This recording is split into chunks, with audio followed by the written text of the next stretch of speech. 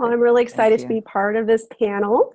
Um, what I thought a nice flow would to be start really global, and then we'll kind of go narrow, and my fellow panelists will really dive into some real specific mechanisms. Really, the goal of anti-aging therapies is not to extend life, because if the goal is purely to extend life without function of quality, then I think we've completely missed the boat there. Thank you, Mary. That was fantastic.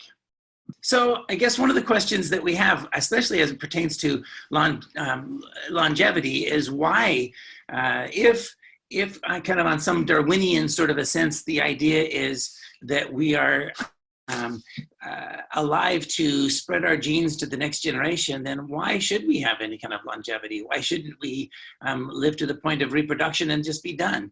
What purpose does it play or serve for society in a whole, and for humanity, for any organism to live beyond those reproductive years? It turns out that culture gets spread in a similar way from generation to generation. And it turns out that something like language is culturally and genetically favored as a way of ensuring the survival of a species over time. Okay, so the first question comes from Tim, and it's directed towards Kenneth. And the question is, would you mind talking more about why telomere lengthening isn't necessarily the answer to longevity? Absolutely. So,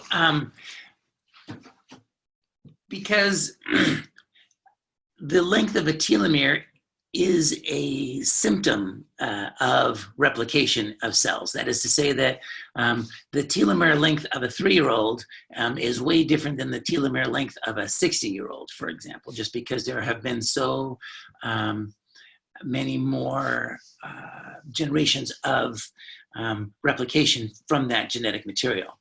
And then this next question comes from Kristen, and Kristen wants to know if either of you have any advice for helping patients who are struggling with mental health issues due to the current situation of the pandemic.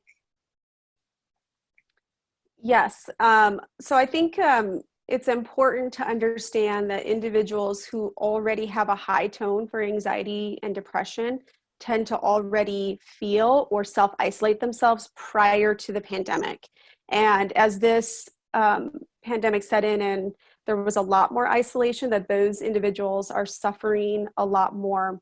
So I think one aspect is really just trying to figure out what's the best way to support them. Is it due to isolation? Is it due to fear of the infection or loss of a loved one, or kind of getting to the core of that?